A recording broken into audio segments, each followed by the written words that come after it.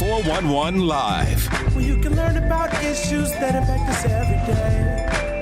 State of world, 411 Live. Real people, real talk. Made to help people in our community in every way. Boy, your girl, 411 Live. Consider this. You've experienced something really traumatic in your life. It has caused pain and suffering.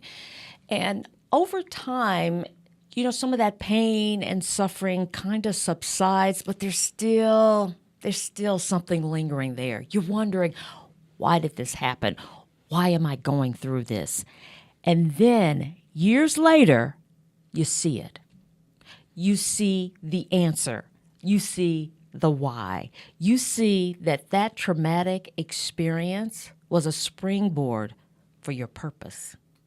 Hello, I'm Beverly Taylor, and this is the 411 Live. Real people, real talk. I have an outstanding guest today. He has accomplished something that is so impressive. I am really impressed with his work. Let me introduce you to him, Jamar Jackson-Wilson. Thank you so much for joining me. Thanks for having me. That's high praise there. Oh, absolutely. He is the founder of Battle Scar Kids and the CEO of Legend 83 Productions, right? A native of Milwaukee, now living away in Atlanta, Nashville.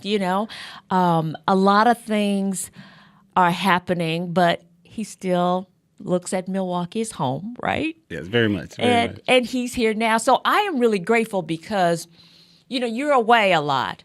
And I've been kind of corresponding with you. So the next time you're in Milwaukee, we want to talk. You made time for us. So thank you for that. Oh, I appreciate the invite. You took something traumatic and you've transformed it into healing, growth for other people.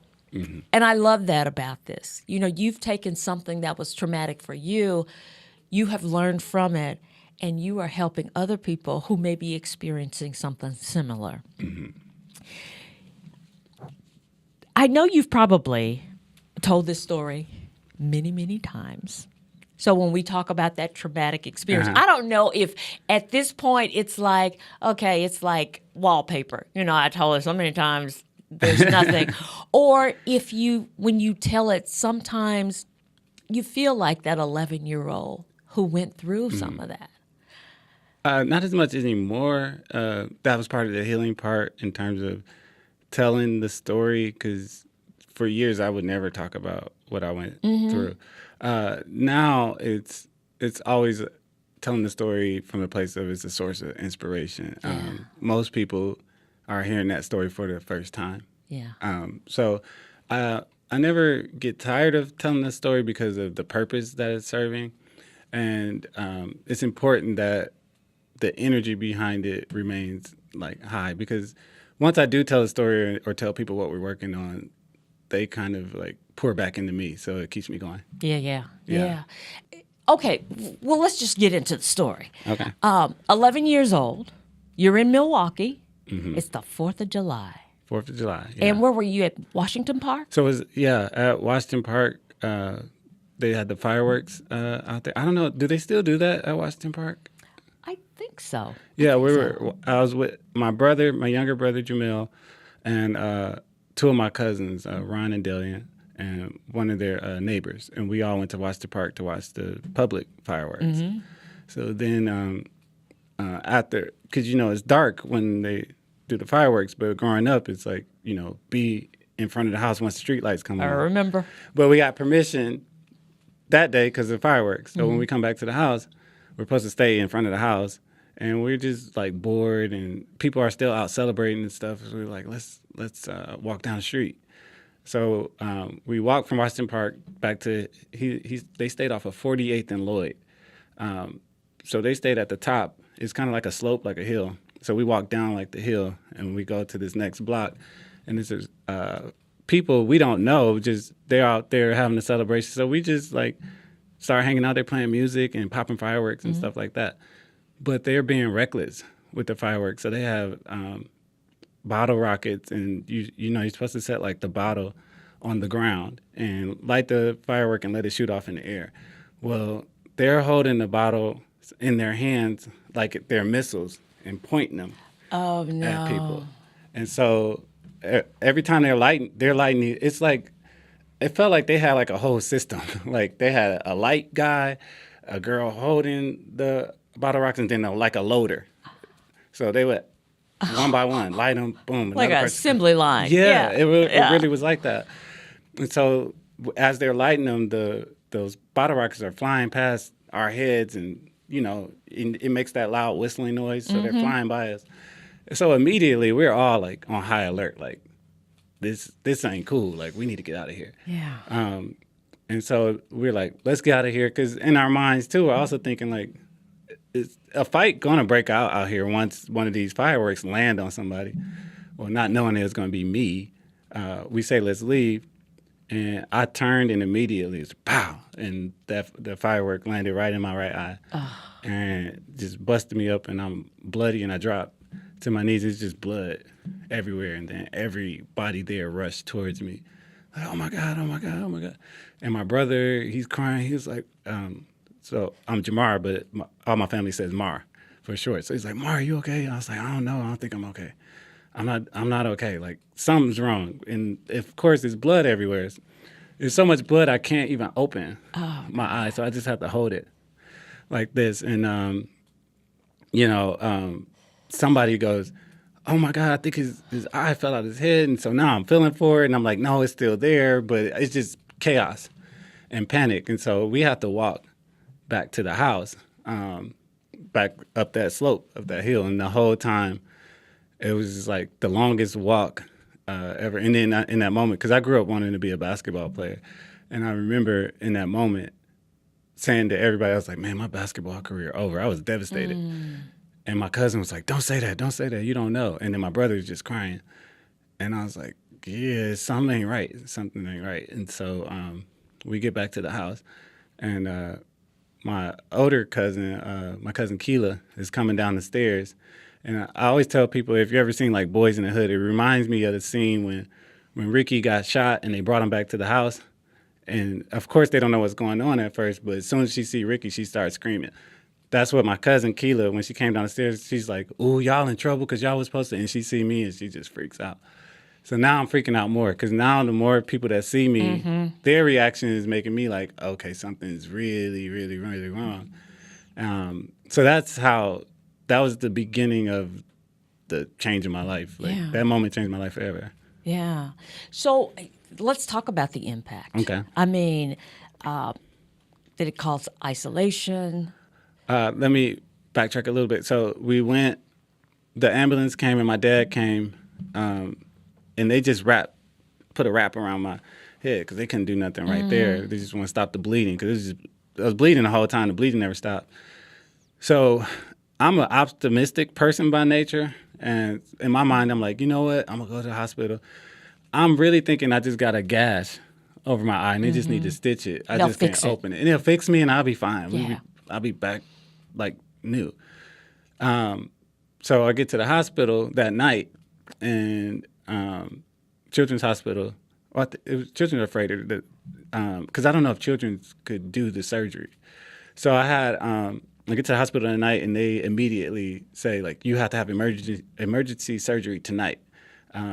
Like, your eye is actually shattered, and we have to stitch it back together. I didn't even know you can get stitches in an eyeball. Like, so that was like scary.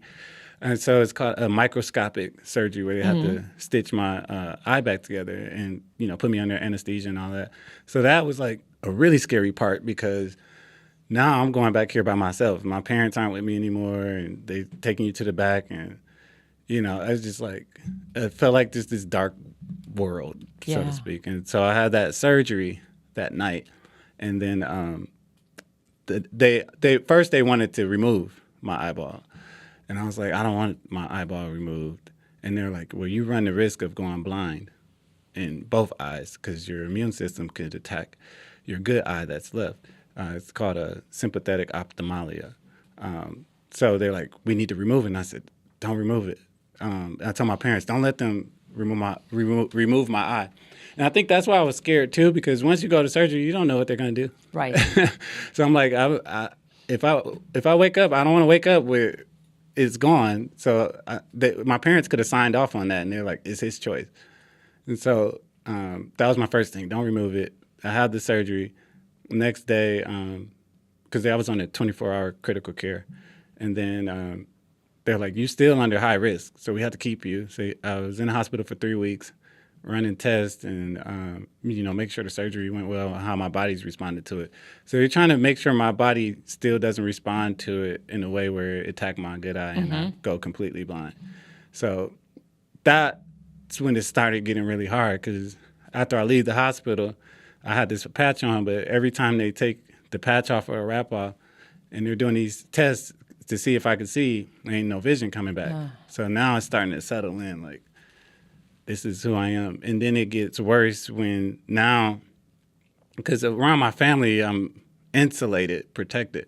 You get out in the public, in the world, and strangers start to see you. And people I don't even know, they just come up to me, what happened to your eye? Yeah. What's wrong with you? And it felt like there's this world staring at me. So that caused, to your question, the isolation. Like, I stopped going outside. I don't want to talk to nobody. I don't want nobody to see me. I would just sit in the house and stare, like, at the ceiling or fall asleep. And my body was real weak from laying in a hospital bed for a few weeks. So, yeah, I kept to myself a lot after that. So, basketball, you've given up on it? I was like, I can't play no more. Like, I didn't even want to play. We had a basketball court in our backyard. Me and Jamil would play every day. Like, we play one-on-one every day. We play one-on-one to 100 points every day. Wow. Because that's what we would do. Yeah. After that, it was like, he'd be like, come outside. I was like, I can't. Like, my body's weak. I can't. And I didn't want to. And so, I was devastated, because I'm like, that's all I wanted to do. Right. And so I gave up on it. I stopped playing. Some years later, I started playing again just for fun, but my mind wasn't like, you could still pursue it. All the doubt was, you can't do that no more. You can have fun, but you can't pursue it no more. Right. And Jamil, who went on, he's a state champion at Rufus King. He played at Ohio State and Colorado, and then he played professional overseas in a few countries. He acknowledges the reason he started playing basketball. He said, because you stopped playing. He's like, I always wanted to be like you. So once you stopped playing, I started playing, hoping that you would play again. So I played on some teams and stuff like that, but then I would quit the team. I would always make the team, be a starter, this or that. And I was just, because my mind was like, head. yeah, I can't do this. Yeah. I can't do this. Right, So, right. And I actually became a really good, looking back, I'm like, I could have made it. But my mind told me the whole time, you can't do that no more. Right. And then let's talk about the girlfriends. Yeah. What was that like? So surprisingly, because you go through a lot of self-doubt. Who gonna like me with the way I look? Like after that accident, like so one of my eyelids dropped, so one of my eyes is like lazy now, and then I had after I had the surgery, I have this. It's like a hard contact. It's not like a glass eye or anything like that. I still have my regular eye, but it's like this hard contact that covers. So the thing is, it doesn't follow the way like your eyes follow completely. There's a limitation to it. It's like a barrier to it. Of course, I don't know that until people start to tell you. You know, so psychologically, a lot of times we don't know who we are until other people start giving us the description. And then what are we taking in? We internalize it. We internalize it, and now that's who you are. So in our culture, as a man, being tall is a good thing. Why? Because somebody said that's a good attribute. Yeah. So if a guy is short, he's going to internalize that. And it, so the same thing. So with girlfriends, in my mind, I was like, who going to like me like this or whatever. But honestly, that didn't deter people. So actually, I had some really pretty girlfriends. So that didn't deter me, but it's still, though, what I will say is you still make decisions from that place of the 11-year-old. So I still was guarded and protected. And even through adult life where a certain level of vulnerability or closeness or connectedness isn't there if I have a wall up. Yeah. You know, nobody can touch your heart if you got something blocking it. And I still think that derived from 11 years old. Right. I got to protect myself, Yeah. you know, because I'm already hurting, you know. What do you think happened to start to put some cracks in that wall? And that a part of it, I do think with the girlfriend aspect, part of it was wanting to be close to somebody or connected, so to speak. So I was able to start talking about what happened to me, let's say in a more intimate space, because it's like, oh, I like you and I trust you. I want to tell you something. Like, because most people wouldn't ask me on their own unless they were like, had a motive, I guess. That was part of it, being able to talk about it with somebody and not feel shame or guilt or insecurity. So that was like part of it. That was like maybe the beginning phases of being able to talk about it some. Yeah. Yeah. Yeah, I like that. Yeah. So we're going to take a break. When we come back, we're going to talk about how this manifested itself into Battle Scar Kids. Okay. Where that happened and what you're doing with it. This is great. Stay with us. You're listening to the 411 Live. Real people, real talk.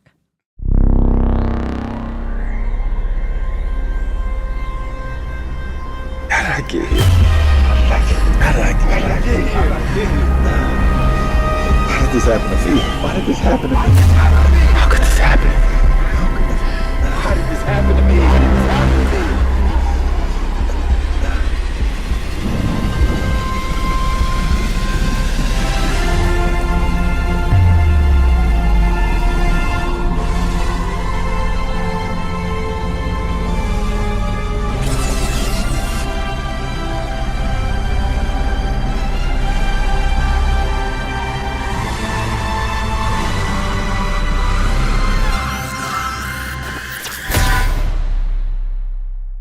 Welcome back to the 411 Live. My guest is Jamar Jackson-Wilson, and he is the founder of Battle Scar Kids.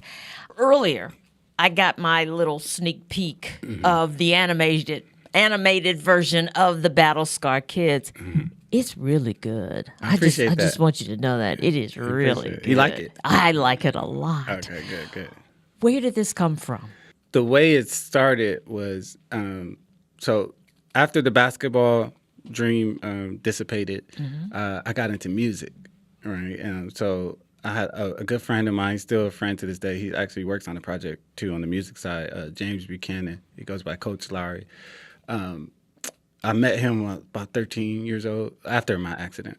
And so he calls me one day and he's like, I want you to hear something. I'm like, hear what? And he plays me this song that he recorded on his own. And this back then, people didn't have studios in their house.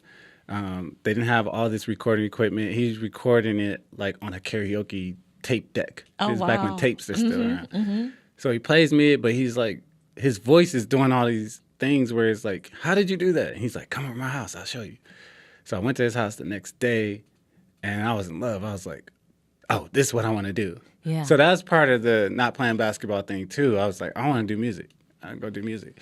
So I tried to rap. I was horrible. And so I'm like, well, I like making the music. I like making the beats. I want to be a producer. I started studying other producers that I like the sound of their music, and that's what I wanted to be. So I got fully into that. So I moved to Atlanta when I was 20 years old to pursue a music career. I worked in the industry. I worked with a lot of people. I had a lot of situations on the table, a lot of things that were always like bubbling, but didn't quite make it to the level that I was aspiring for. A lot of my friends made it to this high level. A lot of people from here in Milwaukee as well. So fast forwarding, after I got burnt out in the music industry, just tired, it wasn't fun anymore. It's like years of just grinding. So many empty promises. I'm like, you know what? I'm going to get a regular job and just focus on regular life. Right. And so that's how I moved to Nashville. I took a job there in medical coding. And during that time, I I'm thinking everything's gonna be fine. I'm a good paying job. I got insurance benefits, live a normal life, and it was killing me. Like it was something in me that was like slowly dying that I wasn't aware of. And what it was I'm a spiritual person. I grew up in church, and I remember I hear God say like, "Cause you're not being creative." Because I felt like I was under like a small depression. I don't use that word lightly. I was under like a funk more so than a depression. And I was like, I didn't know what it was. It was like God's like, you're not being creative. Fast forwarding, so there's basketball, there's music, and then there's drawing, right? So I grew up drawing as well. So all these creative things that I've always done, I wasn't doing any of it. And so he's like, well, you're not being creative. That's why you feel like you're in a funk. So I was like, all right, well, you know what? Let me get my equipment back out. Because once I moved to Nashville, everybody thought, you're going to Nashville to do some more music. I didn't touch no music in Nashville. So I put my equipment back out, and I just was like, I just want to work on stuff for fun, just to feed the creativity. And then my computer and all that stuff crashed. Like 2 weeks later, I was like, wow. Like, all right. So this is like a pivotal part in the story. I remember a friend of mine wanted to work on like a children's book or something like that. And I was like, man, you ever thought about like just like making your own characters or something like that and like put it in the children's book? He's like, yeah, that'd be cool. I was like, look, I'll help you with it. It fell apart like faster than you could think. So I left it alone. A few months later, I remember, I'm not making this up, I tell everybody this story, it's a true story. I woke up at 4:18 in the morning, like on a Monday. I don't know why that number, just 4:18. I woke up and I was like, oh, that's weird. I didn't have to use the bathroom or nothing, I just woke up. I'm thinking it's time to get up for the day, 4:18. The reason I remember 4:18 because the next day I woke up at 4:18 again, on the dot, 4:18. I was like, that's weird. I woke up at 4:18 yesterday and I woke up at 4:18 today. I still went back to sleep. The third day, and then it happened the third day. 4:18. 4:18. And so I'm like, okay, all right, like, God, you trying to get my attention. Like, what's up? Like, I keep waking up. I don't know what. And all I heard was, you need to work on your own project. Wow. And this is months later. I'm not doing no music. I haven't drawn a picture in over 10 years at that point. So he's like, I was like, work on my own project. Like, maybe I'm not hearing, you know. Right. So next day, woke up again, same time. I was like, you got my attention. He's like, I said work on your own project. Like that feeling that you know is real. And I said, well, about what? Like, what do you mean work on a project? He said, use your story, tell your story. And so that was the beginning of, and then I set up. And then once I said, use my story, tell my story, because all those years I would be like, why did this happen to me? Why did this have to happen to me? I internalized that for years, every day, really. And the times where I'm saying I heard from God, those are the three most clearest times. When I was younger, it was, you will see again. And I'm like, how? You know, like, how's that going? You will see again. So now that's full circle. All those years later, all those talents, all those things that I did, it comes full circle. Work on your own project, you'll see again. And I'm like, he's like, tell your story. And then I set up, I embraced it, and I'm like, how can I tell this story? So now my creative side comes back in. Well, what if I make a superhero or a character that went through what I went through, but then I gave him a power? Like, whatever was taken from him, it becomes a power. And then I was like, okay, how you take your pain and turn it into power? I kept saying that. And then I was like, oh, I don't want it to just be me. There's other people that are impacted by things. I want a team. And so I started thinking about other people, other situations, and how to put that in the story. Right. And then I thought of the name, Battle Scar Kids. I don't even know how the name came to me. I was just like, Battle Scar Kids. I thought it was catchy, had a ring to it. I just kept saying it, and then it stuck. Yeah. So I've seen that first character, and it is a kid, basketball strong. The eye loses the eye, and then this superpower comes, and the animation, the music, everything is on point. It's just really, really good. And I know our time is winding down really quickly, but I want to talk about how you use this this animation, this story, the superpower, pulling from the pain, making it powerful, impactful, and you are sharing this with other people. So now you've got the Battle Scar Kids. Now you have the Battle Scar Foundation. Whereas you guys are, you're doing workshops, you're talking to kids, showing them all these creative ways of doing it, using creative arts, storytelling, character building, music, all of that stuff. So I'm thinking, okay, like you said, the why is being answered. Right. You see a purpose. Now I see a purpose. Yeah. Yeah. And that people that are going through things, when you go through trauma, you don't wish these things upon yourself. You don't attract it to yourself. You handed a situation. It's like, what am I supposed to do with this? Like, this is painful. But my why came, and part of using the Battle Scar Kids is to help other people find out their whys or find out a purpose beyond that devastation or beyond that trauma or that circumstance. Because I heard this phrase once: the pain will push you until you get to a purpose, then the purpose will pull you. So the purpose pulled me out of the pain. But to be honest, it took healing work that I was starting to do, like stop wanting to feel sorry for myself. Stop wanting to live in that 11-year-old mindset of why did this happen to me. And then once I started doing the healing work, then the creativity came. It was, a lot of people think, oh, you came up with this idea and it led you to healing. It's like, no, the healing led me to the idea. Right, right. Yeah. And a lot of your work deals with the healing. Yeah, and I like that too. We talked on the phone and I was like, well, what are those steps? What do you do? And there are things that you do when you're in that emotional funk, right? Yeah. What do you do? Oh, very practical. I got a million of them, but we'll try to do a quick one. One of the things I do is called emotional cleansing. And so what that is anything in your life that causes a disturbance. It doesn't have to be a super traumatic situation, but you could use trauma or a negative situation. Anything that causes a disturbance, that causes an emotional negative energy that you feel.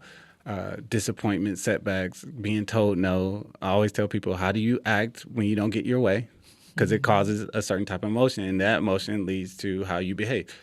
So all those things are disturbances. So if I am disturbed by something, I try to sit back and analyze it. Why is this bothering me? The why. Always ask why. Ask yourself. You have to be fully transparent with yourself. Why did that disturb me? Why did what they say disturb me? Why did that person telling me no disturb me? Why did not getting that job disturb me? And you sit down with yourself for 5 minutes and analyze it. Well, and you're just transparent. It disturbed me because I'm disappointed because boom, or that hurt my feelings because, or this was that because I wish. And you're just very transparent. Now, after that, the next part, what you do is, especially like, let's say somebody says something bad about you. You have to learn how to not take things personal. That's a big one. a big one. And people say, how do you not take things personal? Everything's personal. You can start to practice not taking things personal. I'm not saying nothing will ever like not hurt your feelings, but what I do is say, did that person have a right to that thought? Because I can't control your thought. Did they have a right to say what they said? Even if it's mean, racist, any of that, what I'm talking about is how we give our power away, but how do we get it back? Because I can't control if somebody says something. And so what'll happen after that is I'll say technically they do have a right to feel that way, but I have a right to not feel a way about it. And so then, so that's another part of me releasing. The final part of it is what I'll say to myself is, do you want to continue feeling this way, whatever that negative emotion is? And you make a choice. Right now you drew a line in the sand for yourself. Do I want to continue feeling this way, or do I want to feel better?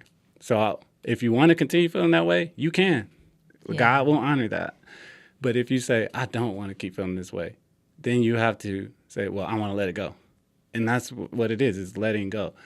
And after you come out of that, call it like a meditation or a prayer, you come out of that, you will feel lighter. The thing is, your mind might go back to it.